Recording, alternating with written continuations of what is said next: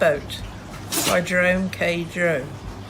There were four of us, George and William Samuel Harris and myself and Montmorency. We were sitting in my room smoking and talking about how bad we were. Bad from a medical point of view, I mean.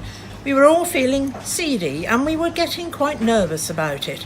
Harris said he felt such extraordinary fits of giddiness come over him at times he hardly knew what he was doing. And then George said that he had fits of giddiness too and hardly knew what he was doing. With me, it was my liver that was out of order.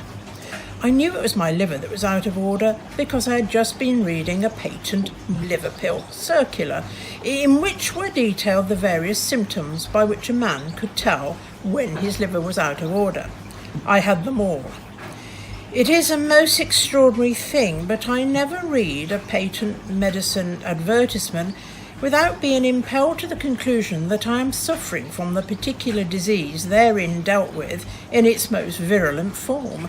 The diagnosis seems in every case to correspond exactly with all the sensations that I have ever felt. I remember going to the British Museum one day to read up the treatment for some slight ailment of which I had a touch, hay fever I think it was. I got down the book and read all I came to read, and then, in an unthinking moment, I idly turned the leaves and began to indolently study diseases generally. I forget which was the first distemper I plunged into. Some fearful, devastating scourge, I know, and before I had half glanced down the list of premonitory symptoms, it was borne in upon me that I had fairly got it.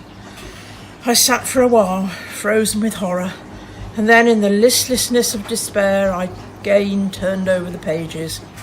I came to typhoid fever, read the symptoms, discovered that I had typhoid fever, must have had it for months without knowing it. Wondered what else I had got. Turned up St. Vitus dance. I found, as I expected, that I had that too. Began to get interested in my case and determined to sift it to the bottom, and so started alphabetically. Read up ague and learnt that I was sickening for it, and that the acute stage would commence in about another fortnight. Bright's disease I was relieved to find I only had in a modified form, and so far as that was concerned I might live for years. Cholera I had, with severe complications, and diphtheria I seemed to have been born with. I plodded conscientiously through the 26 letters, and the only malady I could conclude I had not got was housemaid's knee. I felt rather hurt by this at first. It seemed somehow to be a sort of slight. Why hadn't I got housemaid's knee? Why this invidious reservation?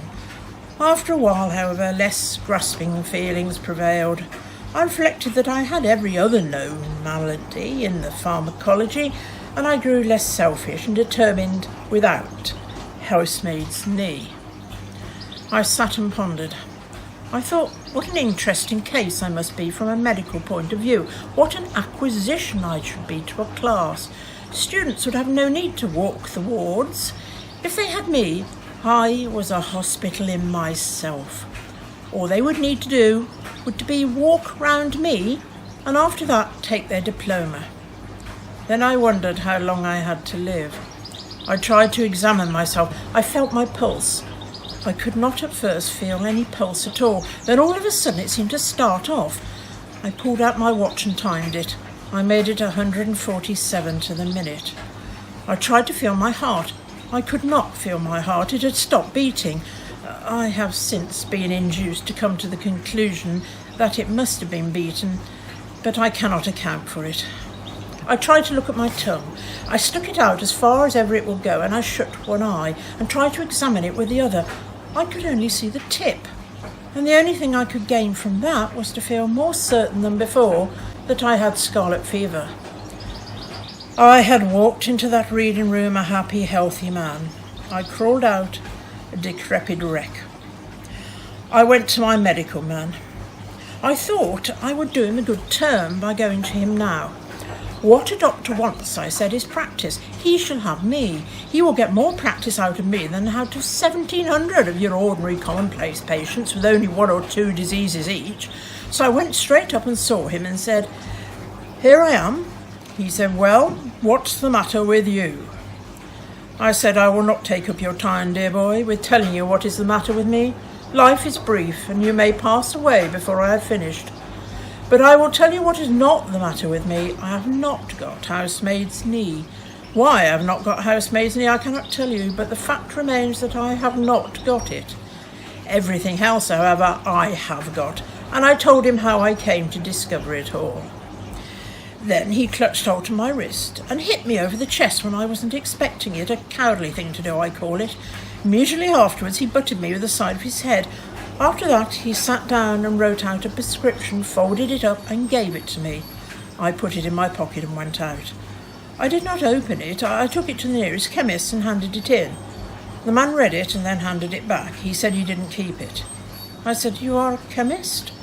He said, "I am a chemist. If I was a cooperative stores and family hotel combined, I might be able to oblige you.